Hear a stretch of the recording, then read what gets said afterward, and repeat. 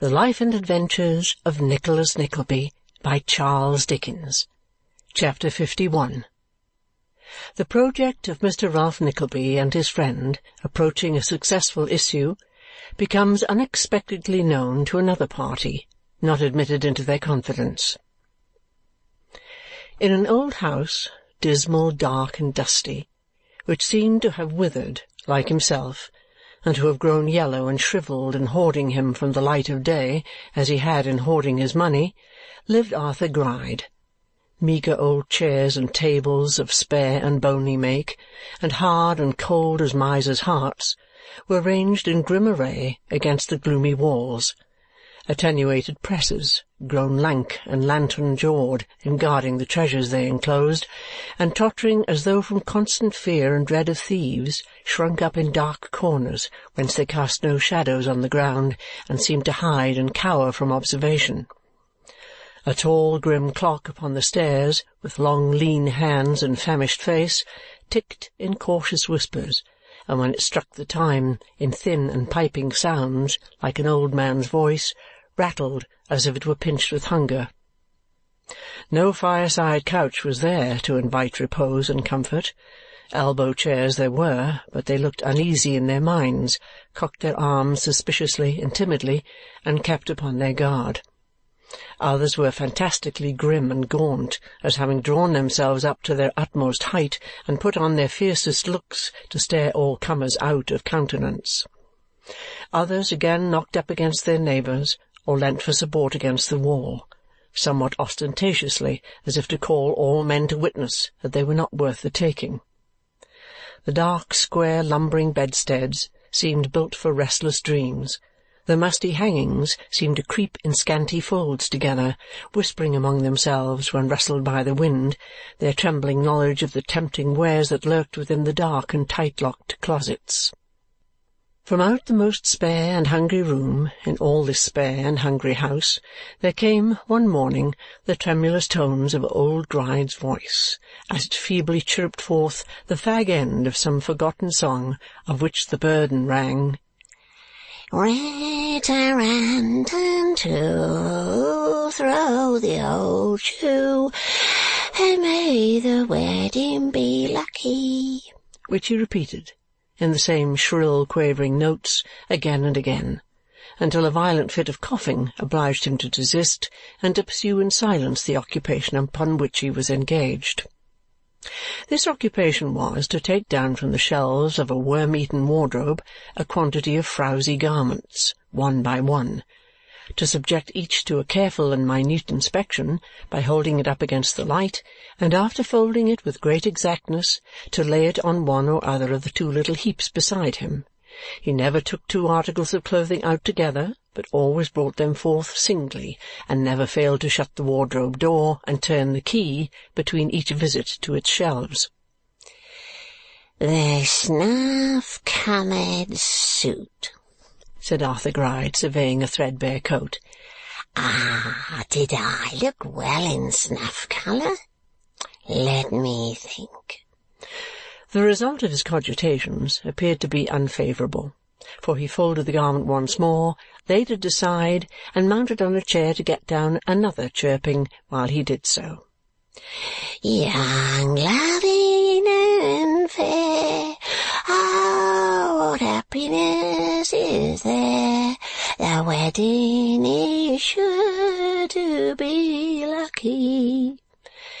"They always put in young," said old Arthur, "but songs are only written for the sake of rhyme, and this is a silly one that poor country people sang when I was a little boy, though, stop, young is quite right too.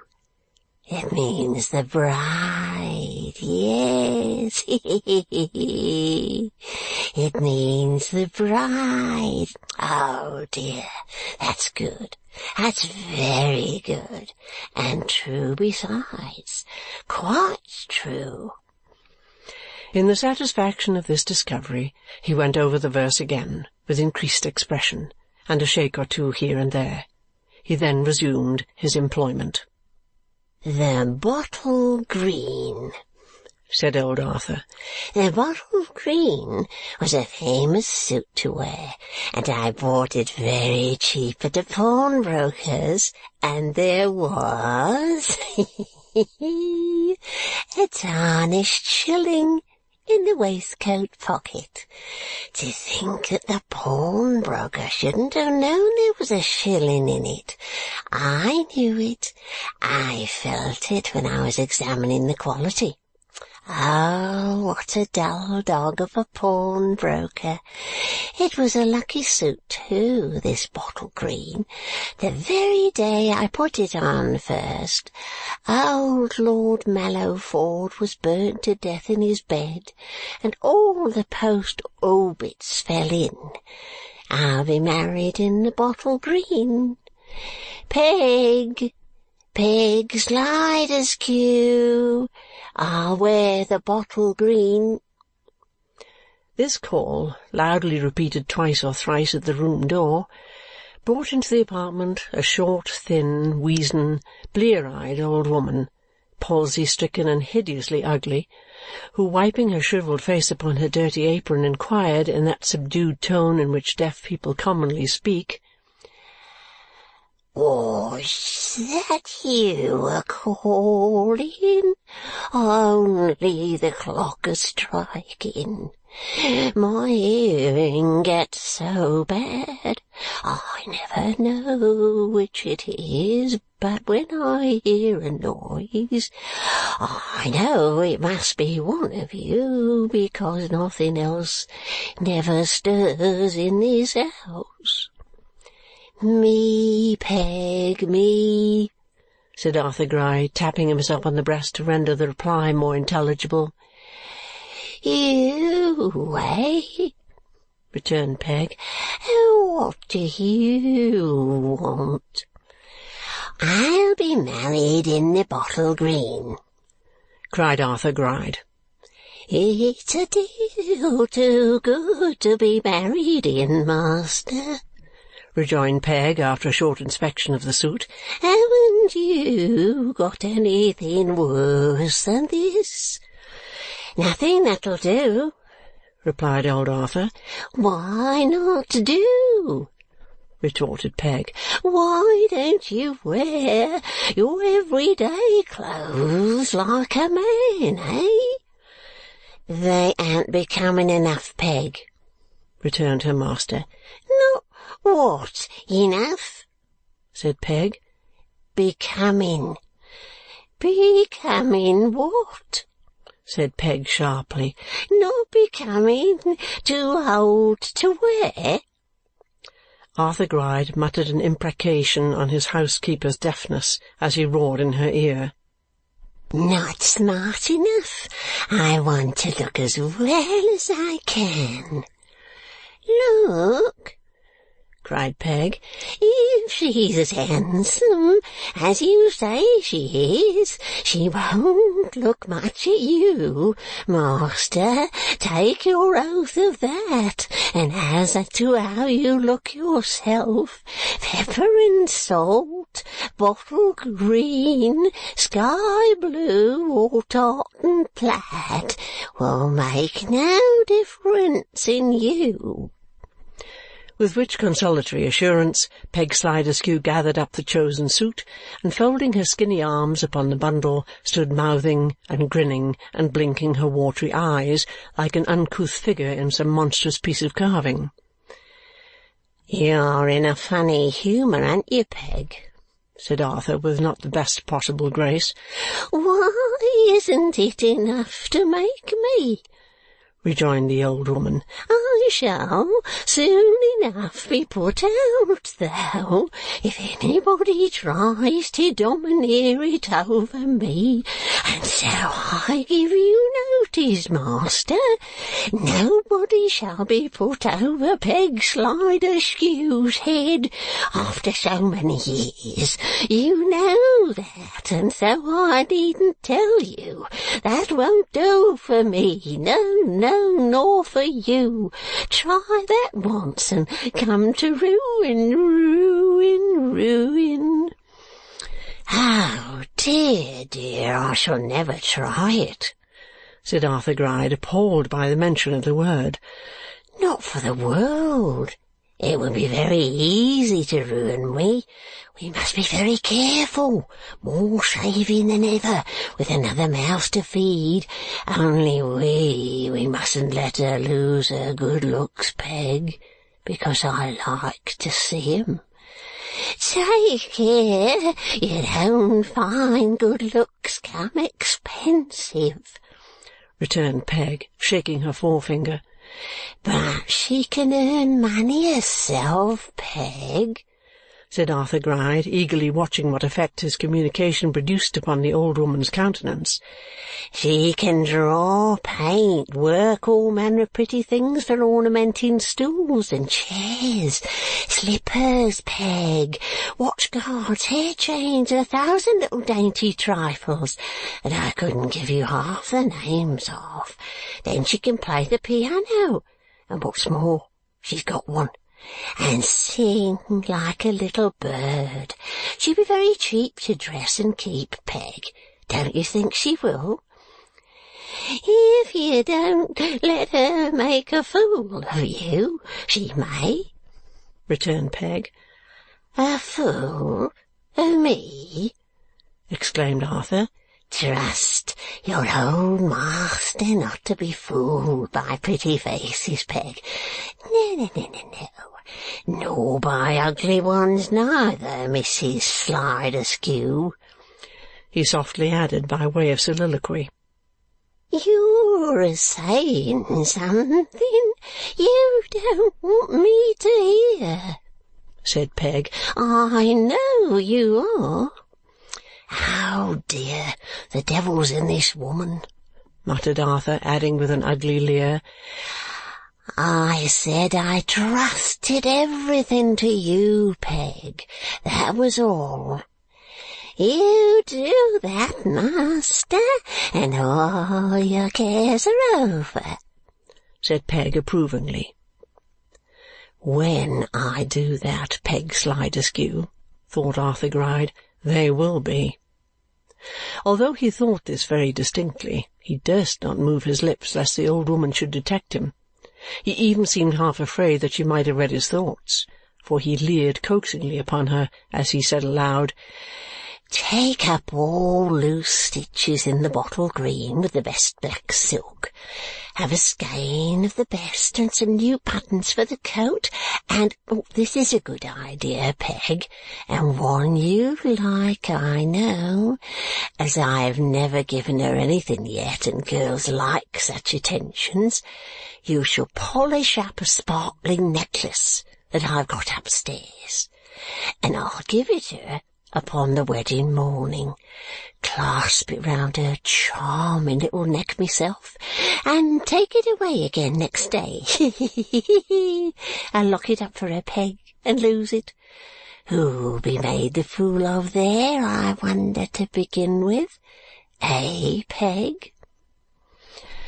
Mrs. Sliderskew appeared to approve highly of this ingenious scheme, and expressed her satisfaction by various rackings and twitchings of her head and body, which by no means enhanced her charms.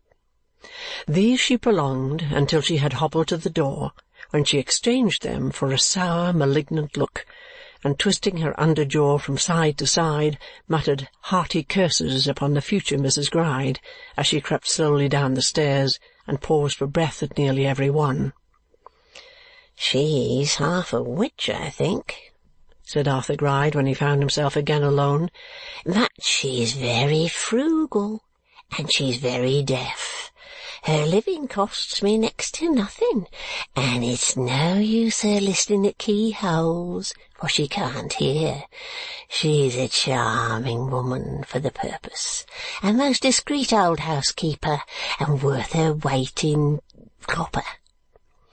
Having extolled the merits of his domestic in these high terms, old Arthur went back to the burden of his song. The suit destined to grace his approaching nuptials being now selected, he replaced the others with no less care than he had displayed in drawing them from the musty nooks where they had silently reposed for many years. Startled by a ring at the door, he hastily concluded this operation and locked the press. But there was no need for any particular hurry, as the discreet Peg seldom knew the bell was rung unless she happened to cast her dim eyes upwards and see it shaking against the kitchen ceiling. After a short delay, however, Peg tottered in, followed by Newman Noggs. "Ah, Mr. Noggs!" cried Arthur Gride, rubbing his hands. "My good friend, Mr. Noggs, what news do you bring for me?" Newman, with a steadfast and immovable aspect, and his fixed eye very fixed indeed, replied, suiting the action to the word, "A letter from Mr. Nickleby. Bearer waits." "Won't you take a—" Newman looked up and smacked his lips. "A chair?" said Arthur Gride. "No," replied Newman. "Thank ye." Arthur opened the letter with trembling hands and devoured its contents with the utmost greediness, chuckling rapturously over it and reading it several times before he could take it from his eyes. So many times did he peruse and reperuse it that Newman considered it expedient to remind him of his presence. "Answer," said Newman. "Bearer waits." "True," replied old Arthur. Yes, I almost forgot, I do declare." "I thought you were forgetting," said Newman. "Quite right to remind me, Mr. Noggs. Oh, very right indeed," said Arthur. "Yes, I'll write a line. I'm rather flurried, Mr. Noggs. The news is—" "Bad?" interrupted Newman. "No, Mr. Noggs, thank you. Good, good. The very best of news. Sit down. I'll get the pen and ink and write a line in answer. I'll not detain you long. I know you're a treasure to your master, Mr. Noggs. He speaks of you in such terms sometimes that, oh dear, you'd be astonished. I may say that I do too, and always did. I'll always say the same of you." "That's curse Mr. Noggs with all my heart, then, if you do," thought Newman, as Gride hurried out. The letter had fallen on the ground. Looking carefully about him for an instant, Newman, impelled by curiosity to know the result of the design he had overheard from his office closet, caught it up and rapidly read as follows. "Gride, I saw Bray again this morning and proposed the day after to-morrow, as you suggested, for the marriage. There is no objection on his part, and all days are alike to his daughter. We will go together, and you must be with me by 7 in the morning, and need not tell you to be punctual. Make no further visits to the girl in the meantime. You have been there of late much oftener than you should. She does not languish for you, and it might have been dangerous. Restrain your youthful ardour for 48 hours, and leave her to the father. You only undo what he does, and does well. Yours, Ralph Nickleby." A footstep was heard without. Newman dropped the letter on the same spot again, pressed it with his foot to prevent its fluttering away, regained his seat in a single stride, and looked as vacant and unconscious as ever mortal looked. Arthur Gride, after peering nervously about him, spied it on the ground, picked it up, and sitting down to write, glanced at Newman Noggs, who was staring at the wall with an intensity so remarkable that Arthur was quite alarmed. "Do you see anything particular, Mr. Noggs?" said Arthur, trying to follow the direction of Newman's eyes, which was an impossibility and a thing no man had ever done. "Only a cobweb," replied Newman. "Oh, is that all?" "No," said Newman. "There's a fly in it." "There are a good many cobwebs here," observed Arthur Gride. "So there are in our place," returned Newman, "and flies too." Newman appeared to derive great entertainment from this repartee, and to the great discomposure of Arthur Gride's nerves, produced a series of sharp cracks from his finger-joints, resembling the noise of a distant discharge of small artillery. Arthur succeeded in finishing his reply to Ralph's note, nevertheless, and at length handed it over to the eccentric messenger for delivery.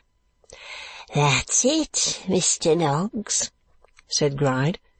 Newman gave a nod, put it in his hat, and was shuffling away when Gride, whose doting delight knew no bounds, beckoned him back again and said in a shrill whisper and with a grin which puckered up his whole face and almost obscured his eyes, Will you take a little drop of something, just a taste?" In good fellowship, if Arthur Gride had been capable of it, Newman would not have drunk with him one bubble of the richest wine that was ever made. But to see what he would be at, and to punish him as much as he could, he accepted the offer immediately. Arthur Gride therefore again applied himself to the press, and from a shelf laden with tall Flemish drinking-glasses and quaint bottles, some with necks like so many storks, and others with square Dutch-built bodies and short, fat, apoplectic throats, took down one dusty bottle of promising appearance, and 2 glasses of curiously small size. "You never tasted this," said Arthur. "It's eau d'or, golden water. I like it on account of its name. It's a delicious name. Water of gold, golden water. Oh, dear me, it seems quite a sin to drink it." As his courage appeared to be fast failing him, and he trifled with the stopper in a manner which threatened the dismissal of the bottle to its old place, Newman took up one of the little glasses and clinked it twice or thrice against the bottle, as a gentle reminder that he had not been helped yet. With a deep sigh, Arthur Gride slowly filled it, though not to the brim, and then filled his own. Stop!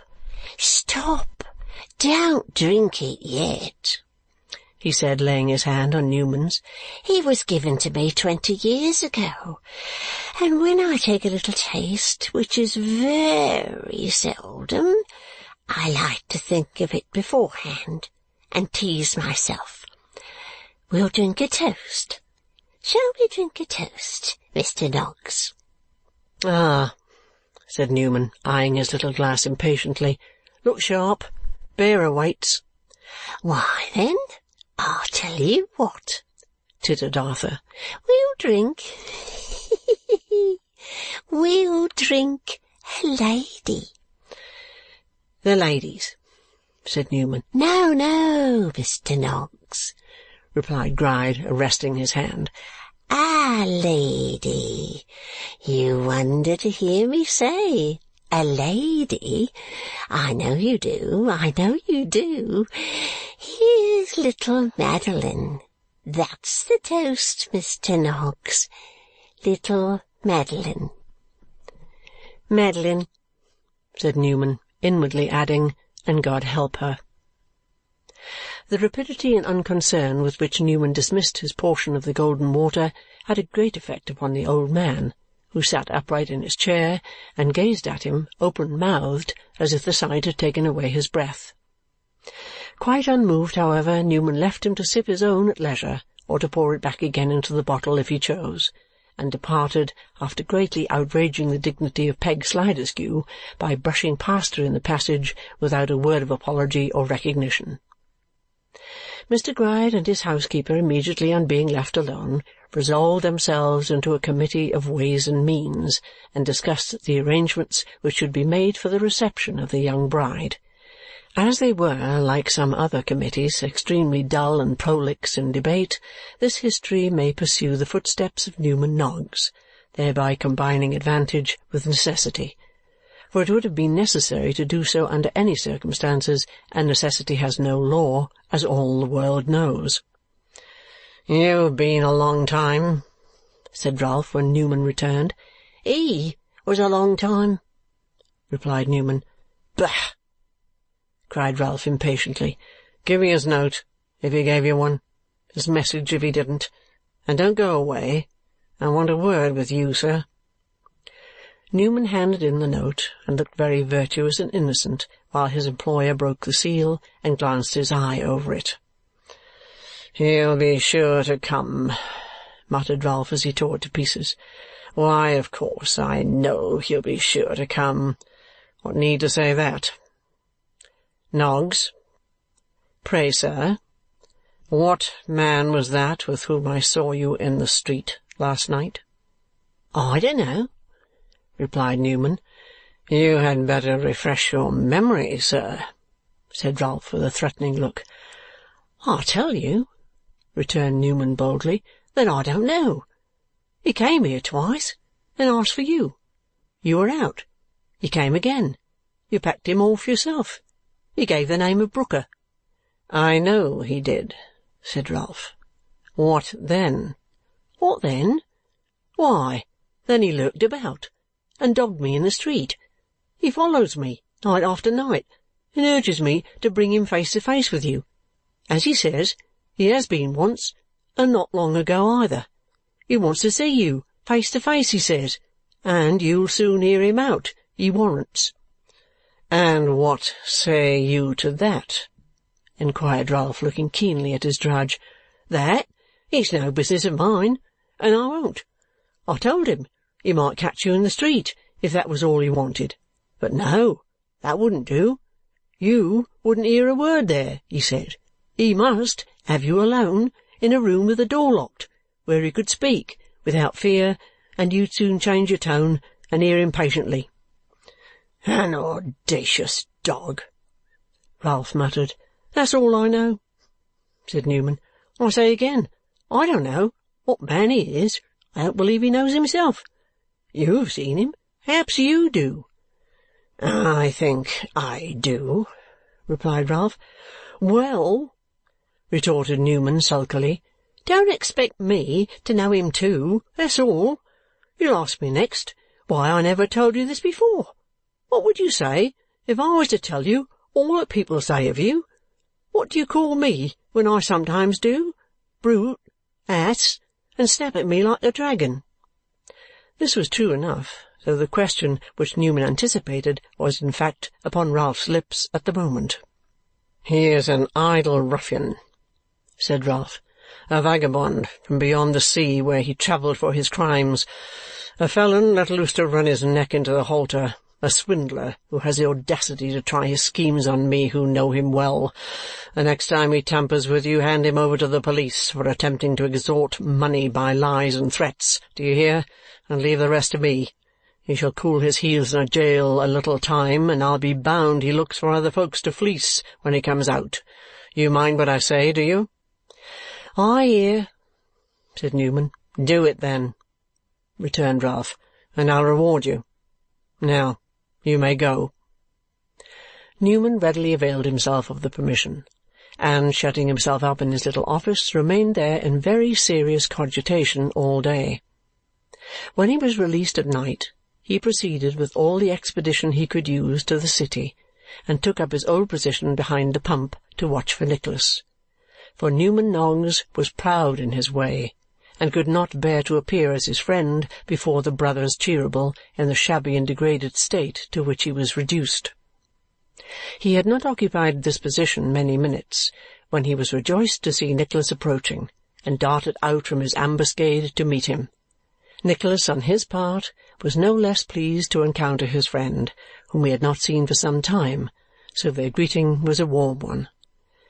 "I was thinking of you at that moment," said Nicholas. "That's right," rejoined Newman, "and I of you.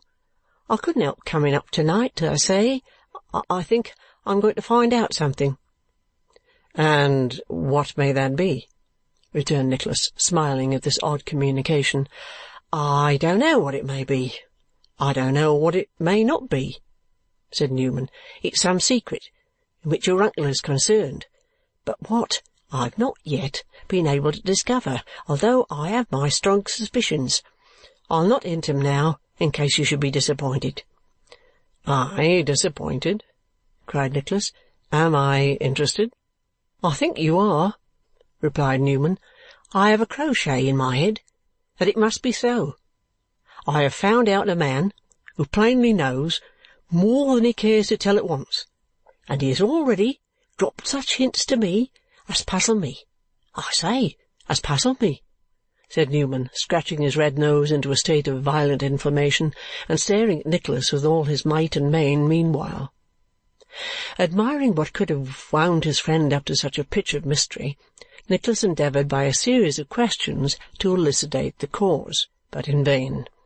Newman could not be drawn into any more explicit statement than a repetition of the perplexities he had already thrown out, and a confused oration showing how it was necessary to use the utmost caution, how the lynx-eyed Ralph had already seen him in company with his unknown correspondent, and how he had baffled the said Ralph by extreme guardedness of manner and ingenuity of speech, having prepared himself for such a contingency from the first. Remembering his companion's propensity, of which his nose indeed perpetually warned all beholders like a beacon, Nicholas had drawn him into a sequestered tavern. Here they fell to reviewing the origin and progress of their acquaintance, as men sometimes do, and tracing out the little events by which it was most strongly marked, came at last to Miss Cecilia Bobster. "And that reminds me," said Newman, "that you never told me the young lady's real name." "Madeline," said Nicholas. "Madeline?" cried Newman. "What Madeline? Her other name. Say her other name." "Bray," said Nicholas in great astonishment. "It's the same!" cried Newman. "Sad story! Can you stand idly by and let that unnatural marriage take place without one attempt to save her?" "What do you mean?" exclaimed Nicholas, starting up. "Marriage? Are you mad?" "Are you? Is she?